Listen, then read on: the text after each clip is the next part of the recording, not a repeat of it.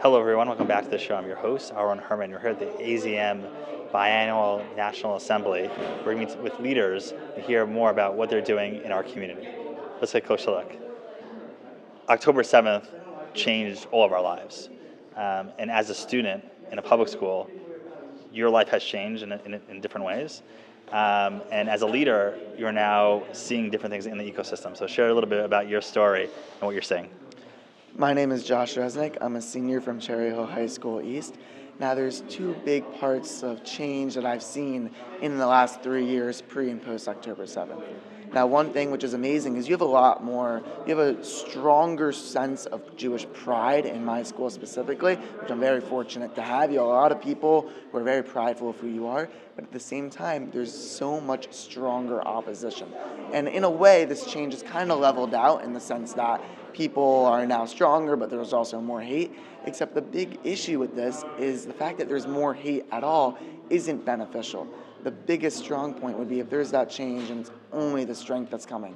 But with that strength, a lot of increased hate, increased anti-Semitism is really building. And in my school, I've seen that firsthand with Jewish girls being harassed. I've seen that firsthand with people going up to me and saying "Free Palestine" just because I wear a kippah now. I've seen it firsthand with snide remarks of anti-Semitism, which isn't really seen as really hateful, but just as a joke. And this is all increased.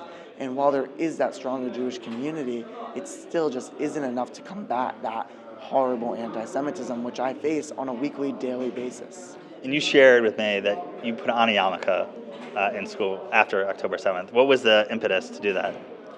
Well, I knew that Israel was being attacked. I knew that I was being attacked. And it seemed like the perfect thing to do to be proud of my Jew. I knew I would face pushback if I had a Star of David or if I had a Jewish flag, an Israeli flag on my chest in school. And I knew a yarmulke was that perfect middle ground where it would both allow me to find my own Jewish identity more if I wanted to become more religious in some sense, which I have since doing so, but it also was that thing where nobody in the school could target me or no administrators could target me and tell me to take it off, because then it's a religious expression. So I went to that yarmulke as I'm going to be prideful. They can't do anything about it. They're going to have to deal with it.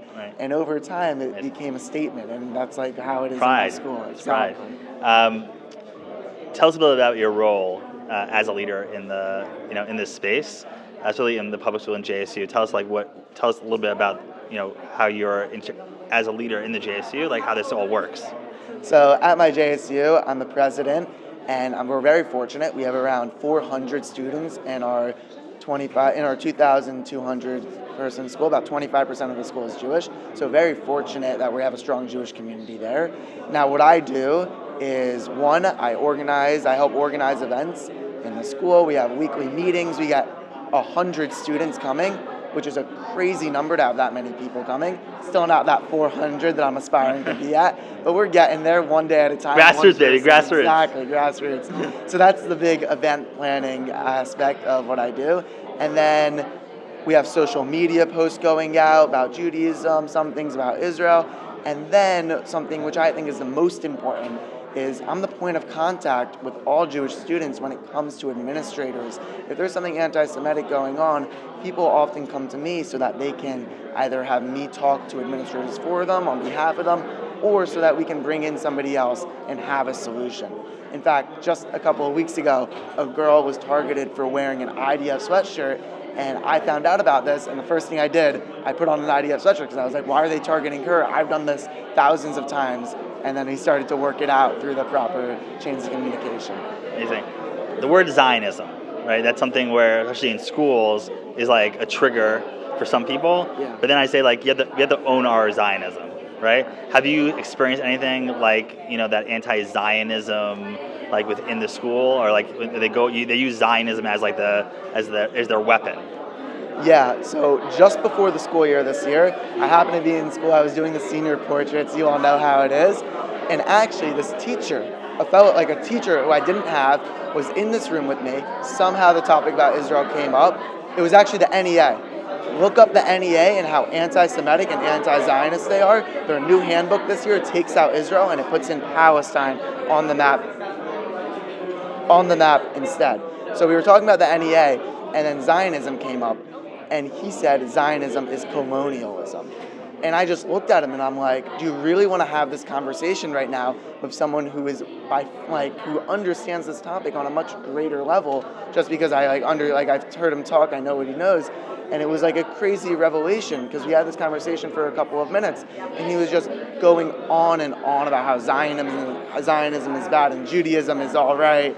And it was just crazy conversation I had. And I never really faced anything like that from a superior so blatantly to my face. And that was a real shock for me to hear someone say that Zionism, which is just the wanting of a Jewish homeland for safety for the Jewish people, is being compared with the likes of just like outright colonialism and imperialism. And it really shocked me.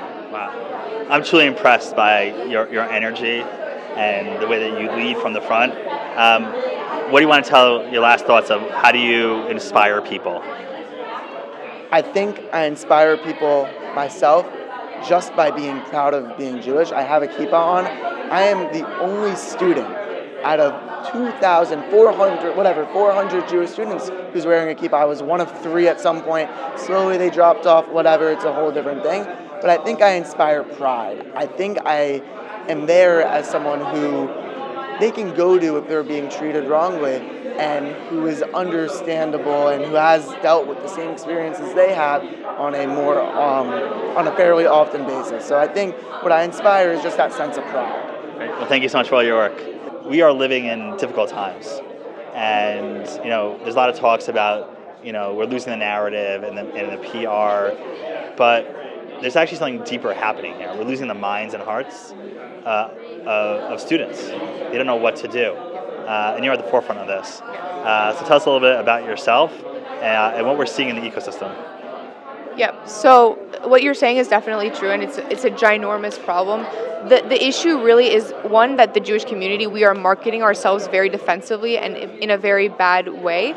We're basically trying to sort of win back all the brownie points, and we're not showing any of the beautiful parts of Israel. We don't have the arguments as teenagers, the facts of, for example, why is U.S. aid to Israel so important, and what is Israel giving back to the U.S., why is actually the IDF one of the most humane militaries in the world, and what U.S. officers have to say about that. We as teenagers, and my experience in this is that I have a public speaking background. I'm a lot of the time able to have these sort of more constructive conversations, but I'm having kids come up to me. They've never heard about Zionism. They haven't been equipped with all these tools from the backlashes of October 7th, and all at the beginning they've been sort of just jumped into the front lines of this media war that they were never prepared for, that their parents never told them they would have to deal with, because we thought we're Jews in America. I mean, my parents are immigrants. We immigrated from France and Morocco. We thought we were coming to America, we're not going to have to deal with these problems. And the reality is that as Jews, we move from place to place. We try to escape from place to place, and we have to, wherever we are,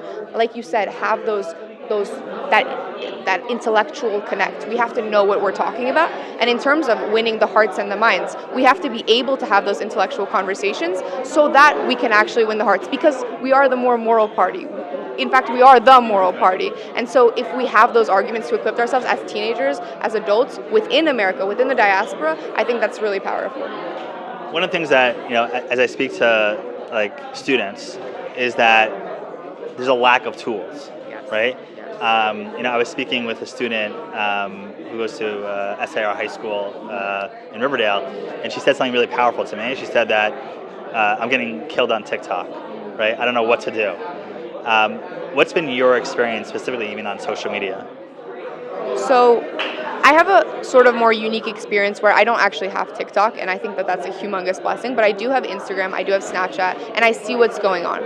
I'll tell you that there have been days that I've had to shut off my social media because for me as a teenage girl, it's been too overwhelming. The day that, a lot of the hostages were coming home and I saw some of the negative comments, I broke down. I started crying. I said, I can't look at it, even just to confront some of the hatred that people have. I've been told on social media that people want me to die, that they want my family to die, that they want us to go to hell, or that we're going to go to hell. And, I can go on about, you're a Zio, you baby killer, pig, kike, all of these just terrible words. And again, as a Jew living where I do in South Florida, I wasn't confronted to that before October 7th. And I could say for me, at least I have this a little bit of a knowledge where I can say, okay, you try to respond rationally, but I see some of my friends that they're very secularized Jews. They've not ever dealt with this. All they do is wear Magen David and they tuck it in. And they don't post when they go to Israel for their cousin's bat mitzvah because, I don't want to cause a scene. So yeah, I can speak from my experience. I've personally suffered because of social media and the threats that have come against me, but also just for other kids my age. Let's talk about Zionism, right? Yes. Now Zionism, exactly, right? So it's funny because there's a lot of organizations that are, over the years have let's take back Zionism, let's take it back. And I always said I'm a proud Zionist, right? Yeah. But there's something so much deeper when you say you're a Zionist, right? On social media it's a Zion, Zio, right? And it's like they corrupted it in a way. They're trying to corrupt it. Yeah. What are you seeing in your own space around Zionism specifically? Sure. So I have a sticker on my computer, and it says Zionist is not a bad word, and it says Zionist in this really ugly font because you're exactly right. Zionism has been painted, corrupted, as this slang. This it's like you're a Nazi, you're a Zionist, you're a Nazi, and there's no separatism between them. When in fact, of course, Zionism is the revolution that comes from Nazism, and so I don't know exactly how to change that narrative, but I experience it personally. I paint myself as a Zionist, and sometimes I'm talked down to because of it. It's an identity that does have a lot of weight, and it's very controversial. And it's one that not many Jewish students actually label themselves as. I had a best friend that I actually lost because of this issue, and it ended up being because she viewed me as an Islamophobe, and because in her opinion, Zionism and Islamophobia are something that go hand in hand. Zionism and Nazism are something that goes hand in hand, and we as the Jewish community have a moral imperative to really redefine what Zionism is and just explain what it is. Explain that we have, in this room that we're in right now, liberals, conservatives, people of all different viewpoints and sects of Judaism and non-Judaism who adopt this identity of just, we are people from Judea, we deserve self-sovereignty, and we deserve to have a land that we are indigenous to, and just like the people of America who deserve to have portions of the United States today, and they do. We are the people of Judea, and we have a right to self-sovereignty and self-determination because everywhere else we go, we get persecuted. My family is a testament to that. We're Jews from Toledo. We got moved around to Morocco, and now we're getting persecuted. Right. So yeah. Right. Well, first of all, thank you for all your work. Thank you. And there's a lot more to do. Yeah. But having people like you who understand the complexities, articulate it, and then mass scale is what we need. So truly appreciative of all your work. Thank you so much. And look forward to seeing what you do next. Thank you. Whenever you kind of think about Israel, some people get excited, some people do things, and sometimes it's complicated, right? So tell us a little bit about yourself, the organization that you're a part of, and how you engage with understanding and sharing Israel with your friends and network. Awesome. Hi, I'm Amalia Antine. I'm Rosh B'nai Akiva of Potomac, Maryland. So what B'nai Akiva is it's a Zionist movement that really likes to target the younger audience, specifically in America. And then in Israel, it's the same movement, and it targets all K through 12.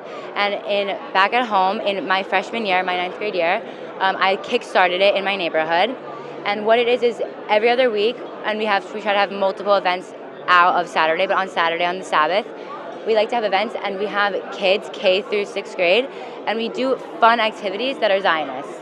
So really get it into their minds and really get them to have a love for Zionists. So you ask me, what would I be? Am I complicated? Am I excited? Am I a doer? I'm a doer. I go out. I've been to 4 Zionist conferences throughout the past 3 years of my high school career. I love Israel. I am also excited about it, but I do. I do what I love. I like to spread information. I love talking to people about it. I came up and I met you today. I love it, and that's why I'm on B'nai Akiva, and that's why I love to spread it to the younger generation, even though I'm part of it. I think it's so important. One of the things that's been complicated, right, is the word Zionism, Yes. right? So how do you explain to people to be like a proud Zionist? I think a really important part of it is not only if you're Jewish. I think in general it's so important to realize how important the state of Israel is for the world even. It's the only democracy in the Middle East, for one. It's also an amazing culturally, socially. It's just an amazing place to be. I love Israel. I love going to Israel. I think Zions and like when people use Zionist as an insult on social media, in person even, it kind of creates a negative stigma around it, which is really sad to see because how big of a Zionist I am, some of my friends are. Experiencing anti-Semitism through anti-Zionism has been really hard for me the past couple of years because I realized it's so sad that something I love so much is being treated so sadly and has such a bad reputation of it. What's your final word of like what should people be doing now to make sure like to show their proud Zionism? I honestly think social media is great. You just told me about Emissary, and it's amazing organization, right? And I think that by making things like that, by making apps, by spreading it, by talking about it, just being an open Zionist, by wearing your Magen David or your State of Israel necklace, literally anything that gets more people to see that it's okay to be a Zionist and it's good to be a Zionist, if that's important, do it. Like you said, be a doer. That's so important. Join this app, make a community on it, talk to your friends. It's so important, so everyone should be doing their part to make sure Zionism isn't a negative stigma. When I think about college, it's like a moment of like happiness and joy because I had a very Jewish college experience. But for a lot of college kids, that's not the case. And AIPAC serves such a like unique part of the ecosystem. So I like to say like you're the boots on the ground. Yeah. You're the ones that create the Jewish joy and engagement that many can't even get to, right? So like what Chabad wants or Hillel, they always say, how do we get AIPAC people? How do we get it, right? So tell us a little bit about yourself and, in the post-October 7th like ecosystem, how are you empowering like students? Wow. So first of all, thank you for that. That's amazing. And that's exactly what college should be. We should all look back on our college experience and think about it as pure joy from the learning in the classrooms, but also our extracurricular activities and our Jewish activities on campus. And certainly it's been a challenging few years, but it's also a challenging time in a greater context of college campuses, which have always been and probably always will be the epicenter of political debate and discourse and craziness and inappropriate activity surrounding political discourse and debate. And we've certainly seen that spill over into anti-Zionism and anti-Semitism. So what is AIPAC doing? Is the kind of the $1 million question. I think it falls into three buckets of what we're doing. The first thing, and it's absolutely the most important thing that we do, is the same thing that we've always done for 112 years. We can't take our eye off the ball, which is we build the strongest Jewish leaders that the world has ever seen. Full stop, that's what we're doing first and foremost. And we are part of that pipeline and part of the continuity of Jewish leadership that we get from religious schools and youth groups into college. We inherit those students and build them into independent thinkers and people who run organizations of their own. So that's the first thing. The second thing that we're doing is we are building our communities, not just our Jewish communities, but AIPAC is an engagement engine for the non-Jewish communities on college campuses. Certainly some of that starts at our social events, which we are not shy about. They're great fun, and you're smiling, which means that we did our job on college campuses. But those relationships grow into much, much more. They grow into relationships where people have peer-to-peer dialogues about tough issues in dorm rooms, over lunch, over coffee, and do positive things together that enable the common point, the common connection point. In recent years, we've found particular value in philanthropy and community service work that we can do with our non-Jewish peer organizations and engage literally millions of campus students. And then the last thing is that we're doing particularly in this environment is higher education advocacy, and it's really in the higher education space. We are student affairs professionals and the experts in student affairs for the entire Jewish world. We've been operating in that club space on campus for the entire time and have really deep-seated relationships with the administrators that work directly with college students in all of the issues that have all of a sudden become really hot topics for the Jewish community: student conduct, vice presidents of student affairs office, belonging, DEI and inclusivity offices. We work with these people on a daily, weekly, monthly basis all the time. So first of all, this is fascinating on so many different levels. Is that when I think of AIPAC, I never thought the depth of it, right? Like there's no, but it's important because, like you said, yes, you can party, which is important. It is a very important part, right? But you have this depth, that leadership development part. Right. And I saw some of your posts from your recent event in Houston, right? Sure. And what I saw was something interesting, that Jewish joy and that empowerment, and especially now that's so important, right? So for the alumnus who was a brother 20 years ago, there's still there's that connection that in the Jewish world, having worked in the Jewish world for a number of years, that's always the most problematic part, the how do you create that line. But I saw something really unique in that they're so proud that they're part of this brotherhood, right? Yeah, I mean, I think that it's reflective of what a Jewish life after college should be, which is holistic. We don't just go to synagogue and then leave and we're not Jewish anymore, or go do a philanthropy project and then we leave and we're not Jewish anymore. We socialize with our peers, we have coffee with our peers, we raise our families together, and so that starts, or that should be part of the narrative. It shouldn't just be a place to go, it should be something to belong to. I'm laughing and smiling about our posts at Houston, because Herb Block and I hung out together at the AIPAC pool party, which was Herb, I think, was a little bit of a fish out of water for a second, but it's months and months later now, and still one of my highlights of the year was Herb Block smiling, looking out at the kids in the pool and eating and dining, and people of all ages, alumni in their 80s and 90s, and smiling and saying, I totally get it now. Right. I totally get it now. And that moment was so great for me. And I love that because, that's what we need now, right? Yes. In the post-October 7th sort of world, for different people that I've met, right? I call it pro-Semitism, right? Absolutely. Right? The Jewish joy, the Jewish continuity, that's needed even more so now. That's true.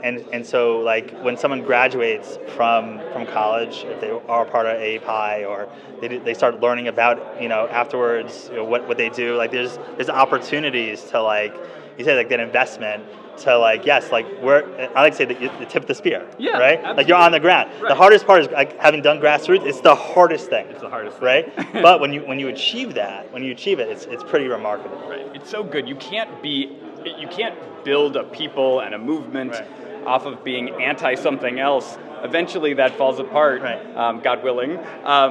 But you have to be pro something. And so for us to build Jewish leaders, you can't only focus on the anti-Semitism. It's certainly the issue of our day. Right. But we still have to remember that hopefully there will be a dawn, and that these students are going to end up leading our synagogues and leading our Jewish organizations, and being in the room at the AZM conference and the WZO.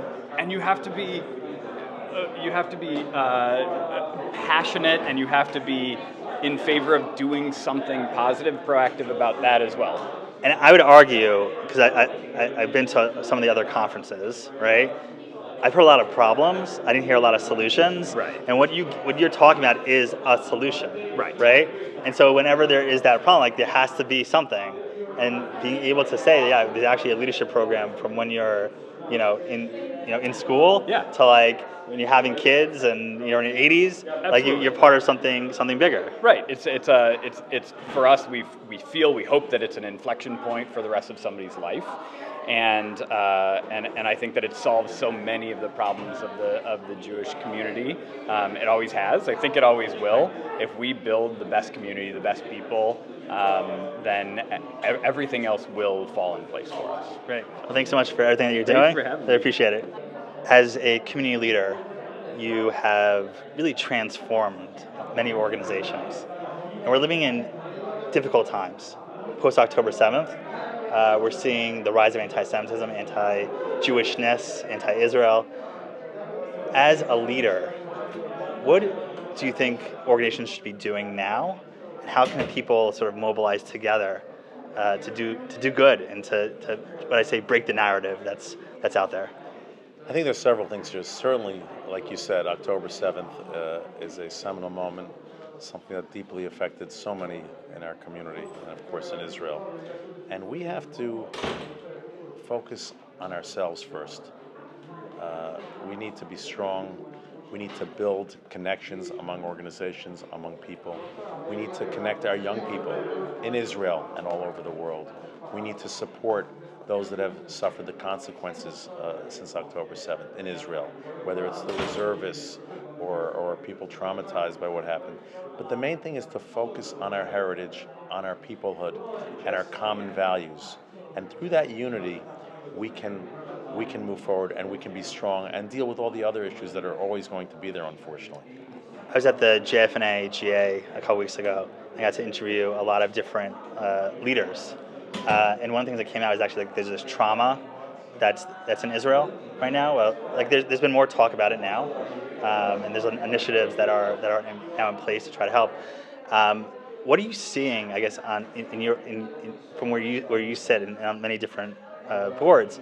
How are we coping with this new, especially with the trauma that's happening in Israel post October 7th? I think there's a deep awakening among a lot of the Jewish community that we need to band together, and it's woken up a lot of people that maybe weren't as engaged. So there's great engagement, there's great responsiveness, both financially and with volunteerism, to really help out and be supportive. So I'm hopeful.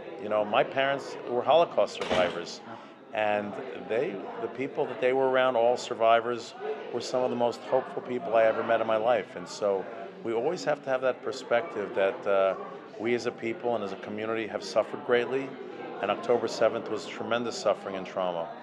But we have a resilience, we have a beautiful heritage, we have great amount of peoplehood and common values that we can build off of. And it's important to be secure, to have strong institutions, to have physical security.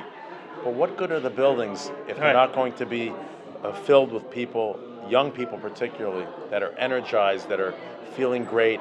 And so the programs, I'm privileged to chair the board at the Jewish Agency, and we're doing incredible programs about resilience. We have Israel Experience programs. We have Israelis coming to the world, to summer camps and to college campuses, and learning each other about our common values and the things that we feel good about. So that's what we have to build. We have to build that kind of connection to stay strong.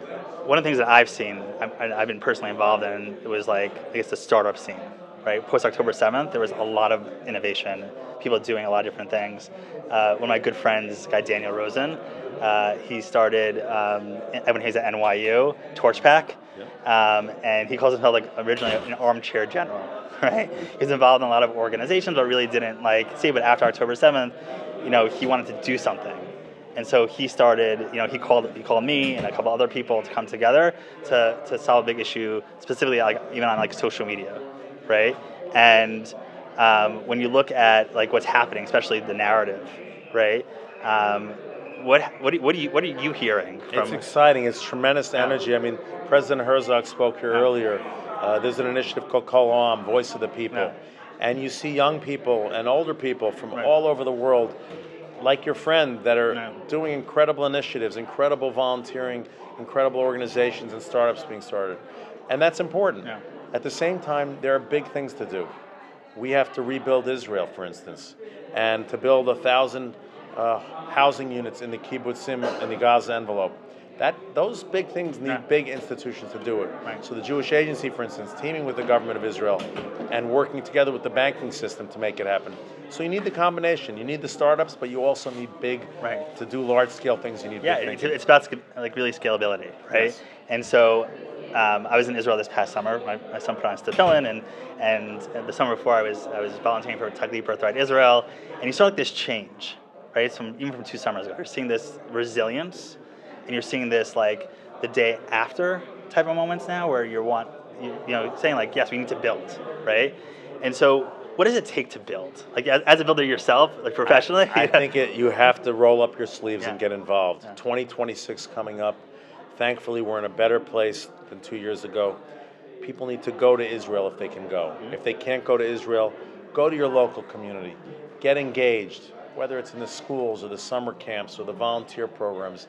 Get engaged, get off your tush, and get to work, because it's good to help others, but it's good for your own sake, for your own neshama, to be part of something larger than yourself. Right. And so if you can make the trip to Israel, if you can meet the shlichim or Israelis in your community, if you know a way to be helpful to the reservists or to the people in Israel, that's how you do it. Right. And that's how you become strong. Yeah. And to go back to your shlichim, so my son has a very strong connection to the shaliach, right? And he invited him over for a Shabbat thing, and it was amazing to see these shaliachs and how they connect to these kids. You know, to be able to, like, he said, like, yeah, I use some ChatGPT, and then I use this, but like to see that, right? And I remember I said to Haggai, I said, like, what I saw there was like you're showing the love for Israel. Like you brought the love for Israel here, and then you're giving them like that, like you're the face of Israel, right? That personal connection is so important, especially now with social media and the obsession with the digital world, which is real and it's present. But the bonds that I'm fortunate to see, I get to visit summer camps, I get to visit communities, I get to see what's going on in Israel in terms of rebuilding. It's wonderful. It's exhilarating, and it gives us all hope for a better future. Thank you so much for all your work. Okay. Really do appreciate it. Am Yisrael. Okay. Thank you. Whenever you have big ideas, there are opportunities to execute, but doing things on a grassroots level is exciting and complicated. And your work is incredibly dynamic in the sense of mobilizing bases of the youth. So tell us a little bit about yourself and what you know about mobilization when it comes to youth engagement. Thank you. So my name is Roei Eisenberg. I am the founder and executive director of ANU, a new union. It was a new millennial and Gen Z party that ran for the World Zionist Congress. What we learned works is that we built a very big tent so that millennial and Gen Z Zionists from across the political denominations as well, but from across denominational, reform, conservative, orthodox, cultural, whatever you were, we found a space for you as long as you believed in the 3 big tent poles that we had, which was peoplehood, pluralism, and peace.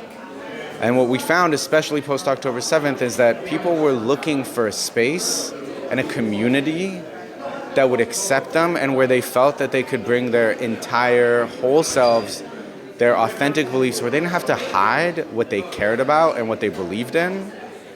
And they were able to show their support for Israel and also voice some of their criticism of what was happening, of Israeli government policy.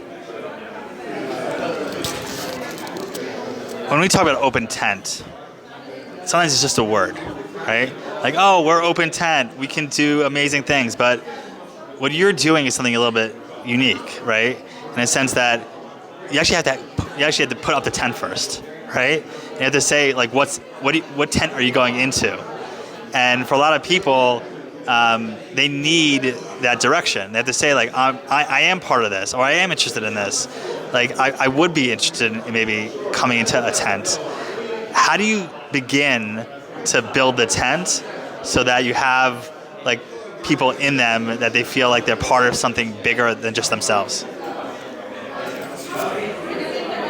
I would say one of the very important things about building a new tent and a big tent, it is clearly defining what the walls are, where the edges are, right? And so obviously running for the American Zionist movement, for the World Zionist Congress, you have to be a Zionist to be in the tent.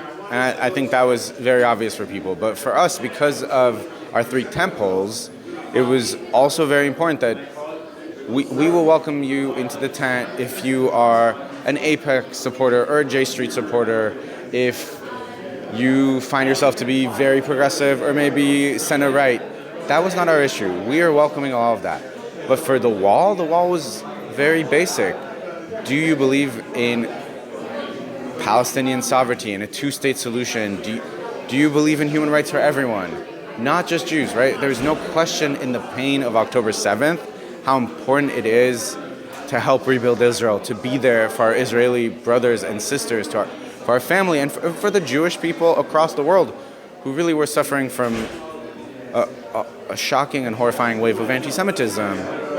But also see that one of the Jewish values that brings us here, right, is caring for the stranger, welcoming the stranger, knowing that we were all created in the divine image, Jewish and not. And so one of our walls was, can you extend that empathy? Can you extend that desire for people to live in peace to everyone?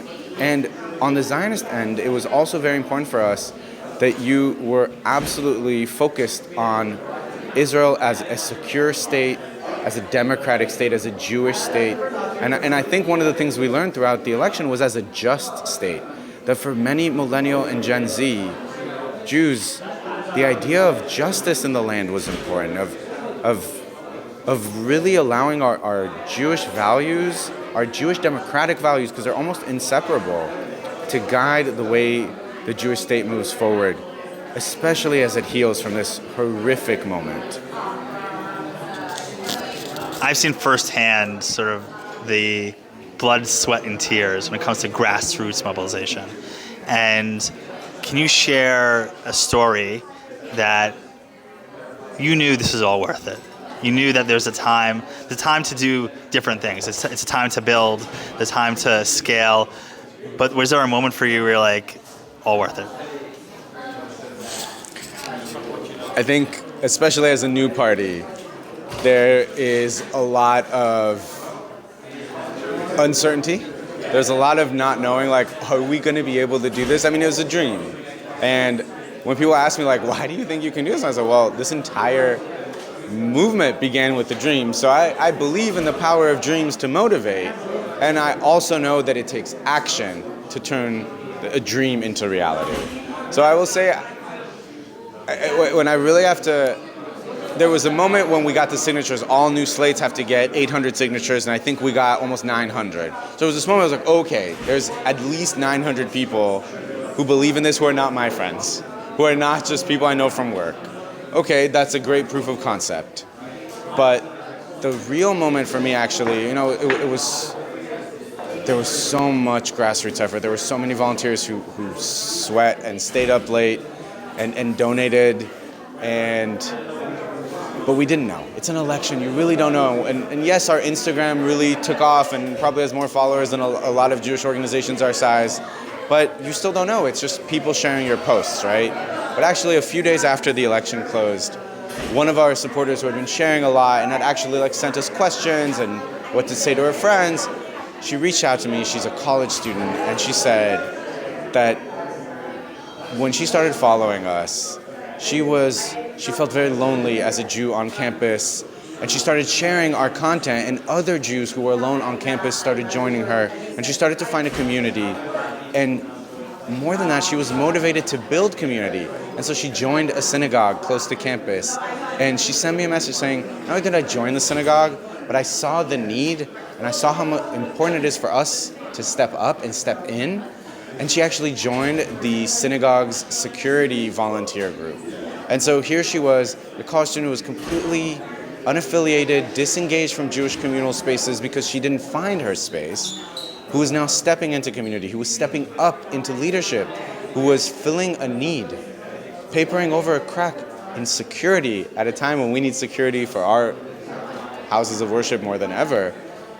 A college student motivated by an Instagram account. I always say, like, social media is like, it's a tool, right? And like anything else, it's how you use the tool to like engage people. And as you were talking, it's a very inspiring, right? You never know like what like one post is going to do. There's this CEO, this guy Gary Vaynerchuk, very prominent VC guy. He's like, one piece of content can change everything, right? And what you described is like when you use the tool in an effective manner, you'll never know like who's going to be inspired, and especially on the grassroots level, where it's like you really have to get your hands dirty. Right? You really have to, you're putting in time and effort into resources. It's something that's so close to your heart that when you have these moments, right, that pushes you forward. How do you think social media will play sort of going forward in the work that you're doing? So for a new organization like ours, there was no question that we needed social media. Because we had no legacy organization behind us, no organizational or institutional backing. We were contributing our own funding, and so we ran this election on a $200 Wix website. So social media was a way for us to really expand our reach. And what I always tell people is that social media is a tool, and like a hammer, right? You can use it to build, or you can use it to undo. And so we have to meet people where they are.